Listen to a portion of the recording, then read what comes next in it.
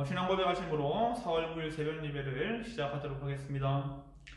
전능하사 천지를 만드신 하나님 아버지를 내가 믿사오며 그 외아들 우리 주 예수 그리스도를 믿사오니 이는 성령으로 잉태하사 동정녀 마리아에게 나시고 본디오 빌라도에게 고난을 받으사 십자가에 못 박혀 죽으시고 장사한 지 사흘 만에 죽은 자 가운데에서 다시 살아나시며 하늘에 오르사 전능하신 하나님 우편에 앉아 계시다가 저리로서 산자와 죽은 자를 심판하러 오시리라.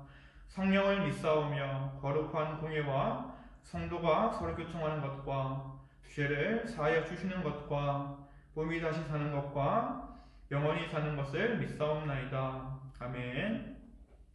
하나님 아버지 감사합니다. 오늘 하루도 말씀과 함께 시작할 수 있도록 하여 주시고 우리가 오늘 하루 살아갈 때에도 우리 생각과 마음을 의지하는 것이 아니라 말씀을 앞세워서 주님과 함께 동행할 수 있도록 우리와 함께 하여 주시옵소서.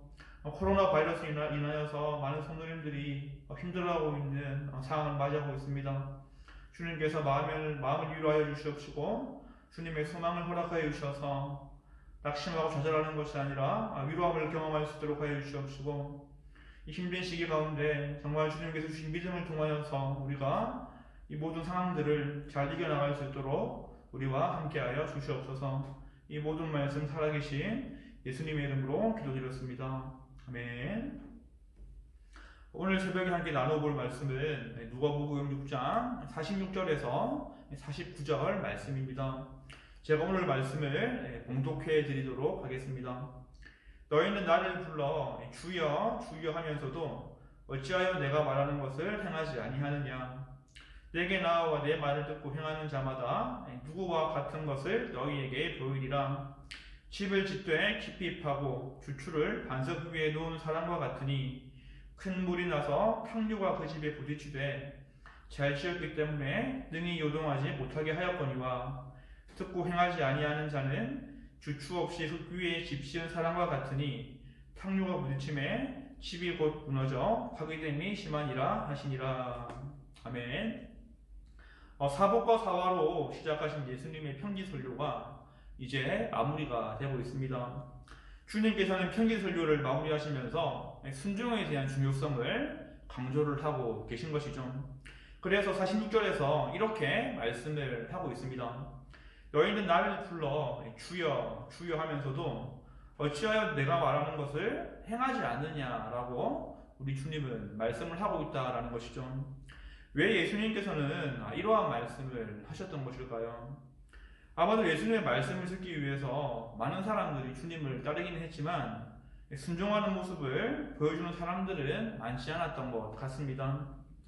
예수님의 말씀은 분명히 다른 랍비들과의 가르침과는 달랐다라고 성경에 분명히 기록되어 있죠.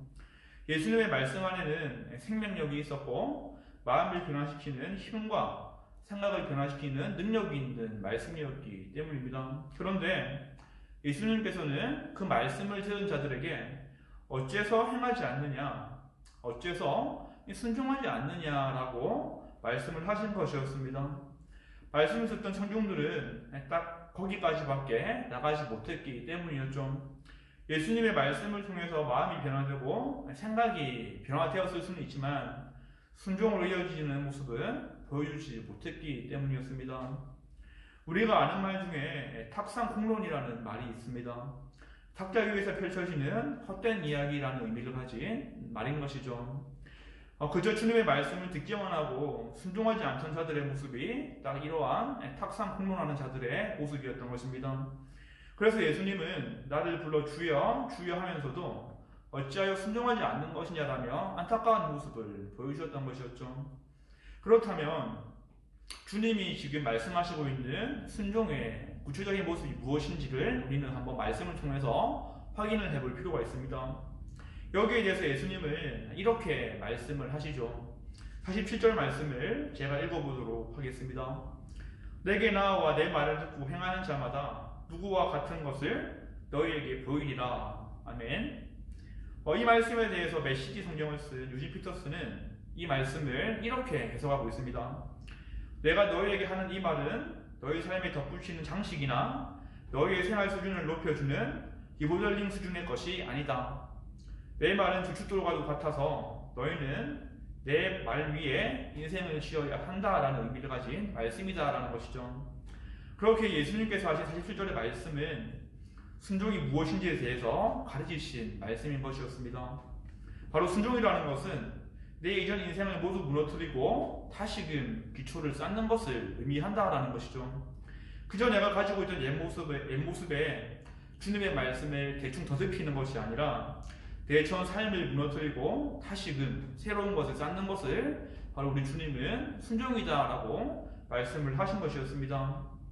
그렇다면 예수님께 순종하기 위해서 내가 무너뜨려야 하는 것은 무엇인지 우리는 한번 곰곰이 생각을 해볼 필요가 있습니다. 그것은 바로 내가 예수님을 믿기 전에 보였던 행동들이라는 것이죠. 바로 나의 교만한 모습이 그 첫 번째가 될 수 있습니다. 예수님을 왕으로 모시지 않고 내가 중심이 되어 살아갔던 그런 모습들을 우리는 철저히 버려야 한다는 것입니다. 그리고 예수님을 몰랐기 때문에 내가 가졌던 욕심들과 나의 이중적인 모습들, 나의 정직하지 못함과 이기적인 모습들을 우리는 모두 무너뜨리고 버려야 한다는 것이죠. 그래야지 우리는 주님의 말씀에 순종을 할 수 있다라고 우리 주님께서는 말씀을 하시고자 했던 것이었습니다. 그렇기에 이렇게 쌓아올린 악한 것들을 무너뜨리고 예수 그리스도를 주춧돌로 해서 모든 것을 쌓아올리려 하는 것이라고 주님은 우리에게 권면을 하고 있다는 것이죠. 그러면 여기 이어서 우리는 이러한 질문을 한번 또 해볼 필요가 있습니다. 그렇다면 나는 지금 어떠한 재료를 통해서 우리의 새로운 집을 쌓아오고 있는가에 대한 것이겠죠. 주님의 은혜로 옛 자아가 무너지고 옛 모습이 철저히 무너지는 것을 우리는 경험한 자들일 수가 있습니다. 그런데 이전과 다르지 않게 똑같은 재료를 통하여서 우리가 집을 짓고 있다면 그것은 올바른 모습이 아니라는 것을 반드시 알아야 한다는 것이죠. 예전에 내가 행했던 불의와 추악한 모습과 탐욕, 악의, 시기, 살인과 분쟁, 악독이 지금 내가 짓고 있는 집의 재료가 되어서는 안 된다라는 것입니다. 그것은 예수 그리스도가 주춧돌이 되어서 지어지고 있는 집이 아니기 때문이겠죠. 그리스도인들이 지어야 할 집의 재료는 그러한 것들이 절대로 아니기 때문입니다. 우리가 지어야 할 그 새로운 집의 재료는 이러한 것들이 되어야 되겠습니다. 사랑과 희락과 화평이 재료가 되어야 한다는 것이죠. 그리고 오래 참음과 자비와 양성과 충성, 온유와 절제를 통해서 바로 주님이 원하시는 집을 우리는 지어가야 한다는 것입니다. 예수님께서 이러한 순종을 요구하신 것은 스스로의 유익 때문이 아니었습니다. 불가능한 것을 요구하시면서 우리를 떡밥 지르기 위함도 아니었다라는 것이죠. 바로 오로지 주님을 따르겠다고 고백한 자들을 위한 예수님의 진심 어린 사랑의 충고였습니다. 그 이유에 대해서 이어지는 말씀은 이렇게 우리에게 말씀하고 있죠. 48절, 49절 말씀을 제가 읽어보도록 하겠습니다. 집을 짓되 깊이 파고 주추를 반석 위에 놓은 사람과 같으니 큰 불이 나서 탕류가 그 집에 부딪히되 잘 지었기 때문에 능히 요동하지 못하게 하였거니와 듣고 행하지 아니하는 자는 주추 없이 흙 위에 집 지은 사람과 같으니 탕류가 부딪힘에 집이 곧 무너져 파괴됨이 심하니라 하시니라. 아멘. 방금 읽은 말씀을 통해서 예수님께서 우리에게 순종을 요구하시는 이유가 밝히 드러나고 있습니다. 말씀에 순종하는 자와 불순종하는 자의 결과가 엄청난 차이가 있기 때문에 우리 주님은 순종을 요구하신 것이었죠. 주님의 말씀을 듣고 행하는 자는 어떻다고 주님은 말씀을 하고 계십니까? 주추를 반석 위에 놓은 것과 같기 때문에 큰 불이 나서 탕류가 일어난다 하더라도 크게 흔들리지 않을 것이다 라고 우리에게 말씀을 하고 계시다라는 것입니다. 그런데 반대 경우는 그렇지 않다라는 것이죠. 예수님께서는 반대의 경우에 이렇게 말씀하십니다. 너희가 말씀을 듣고 행하지 않는다면 흙 위에 집을 지은 사람과 같기 때문에 삶의 위기가 찾아올 때에 금방 무너질 수밖에 없다라는 경고를 하신 것이죠. 말씀에 대한 아무런 순종 없이 지식적으로 말씀을 알고 있다면 그 기초가 튼튼하지 못하기 때문에 삶의 위기가 다가온다면 금방 위기를 맞이하고 무너질 수밖에 없을 것이다 라고 예수님은 말씀을 하고자 하셨던 것이었습니다. 주님께서 해주신 이 말씀을 통해서 우리는 믿는 것과 듣는 것과 순종하는 것이 함께 가야 함을 잊지 않아야 하겠습니다. 믿는 것과 듣는 것에서 그치는 것이 아니라 순종하는 삶을 살아가는 것이 곧 반석 위에 집을 짓는 자이기 때문이겠죠. 그때 삶의 어려움이 다가온다고 하더라도 우리는 말씀을 붙잡고 예수님을 의지하면서 무너지지 않을 수 있는 힘을 가지게 되기 때문인 것입니다. 그러나 믿는 것과 듣는 것은 있지만 순종함이 없다면 그 믿음은 금방 무너져 내릴 수밖에 없게 된다라는 것이죠. 믿음의 연습이 되어 있지 않고 그것은 곧 예수님을 의지하는 연습이 되어 있지 않기 때문에 금방 무너질 수밖에 없다라고 우리 주님은 말씀을 하고자 하셨던 것입니다. 그저 덩치만 크고 힘을 전혀 발휘할 수 없는 영적인 근육이 전혀 없는 그런 신앙이 될 수밖에 없다라는 것을 우리는 이 말씀을 통해서 기억을 해야 한다는 것이죠. 주님의 말씀을 들은 후에 순종하는 것에 대한 중요성을 우리는 잊지 않아야 하겠습니다. 그런데 물론 제 자신도 순종하는 것이 너무나 쉽기 때문에 이렇게 말을 할 수 있는 것은 아니겠죠. 구원받았지만 결성이 남아있기 때문에 우리는 주님의 말씀에 순종하는 것이 결코 쉽지 않다는 것을 날마다 경험하면서 살아갑니다. 하나님의 말씀이 머리에서 가슴으로 내려오고 그리고 이 말씀이 가슴에서 팔과 다리로 이어지는 것은 결코 쉽지 않은 모습이기 때문이겠죠. 분명히 많은 노력과 수고가 있어야지만 가능한 것을 우리는 너무나도 잘 알고 있습니다. 그런데 이러한 순종이 그저 불가능하고 어려운 것이 아니라 쉬워질 때가 있다는 것을 우리는 또 기억해야 합니다. 바로 그때는 예수 그리스도의 은혜에 푹 잠길 때입니다. 다른 방법이 있는 것이 아니라 오로지 예수 그리스도의 은혜에 푹 잠길 때 우리는 순종이 가능해진다는 것입니다.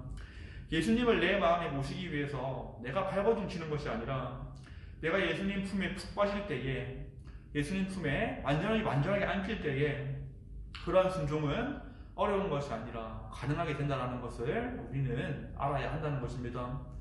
그 은혜에 빠지기 위해서는 그저 가만히 있는다고 그렇게 가능해지지 않겠죠.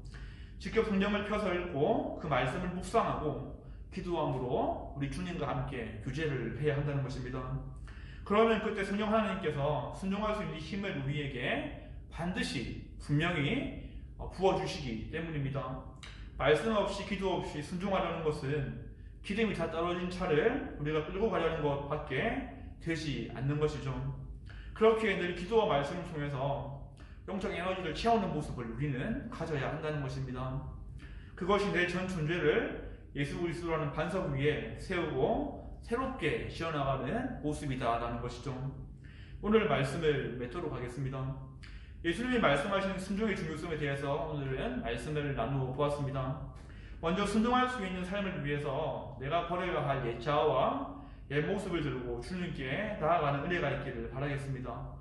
그리고 주님이 원하시는 재료를 통해서 다시금 우리는 예수 그리스도라는 반석 위에 새로운 집을 쌓으면서 순종하는 모습을 보이면서 살아가야 합니다. 그럴 때 내 삶에 환난이나 시험이 다가온다고 하더라도 평소에 순종함으로 든든하게 세워놓았던 믿음과 신앙이 우리 예수 그리스도 안에서 우리를 안전하게 확실하게 지켜줄 것이기 때문입니다. 오늘 하루 살아갈 때에도 그저 내 마음과 내 생각과 나의 그런 이성을 의지하는 것이 아니라 주님의 말씀에 순종함을 통하여서 앞으로 영적인 근육을 키우며 살아갈 수 있는 모든 분들이 되기를 주님의 이름으로 축원하겠습니다. 기도하겠습니다. 하나님 아버지 감사합니다. 오늘은 편기술교의 마지막인 순종함에 대한 말씀을 우리가 한번 나누어 보았습니다. 순종함이 그저 우리가 내 인생에 주님의 말씀을 덧대는 것이 아니라 나의 옛 모습을 모두 무너뜨리고 다시금 예수 그리스도라는 반석 위에 모든 것을 세우는 것임을 우리는 알게 되었습니다. 주님의 말씀에 순종함을 통하여서 우리가 영적인 근육을 기를 수 있도록 하여 주시옵시고 그 순종함을 통하여서 하나님을 경험하고 예수님을 경험할 때에 우리의 믿음이 성장하여서 삶의 위기와 혼란이 닥칠 때에도 우리가 그 상황들을 넉넉히 이겨나갈 수 있도록 우리와 함께하여 주시옵소서.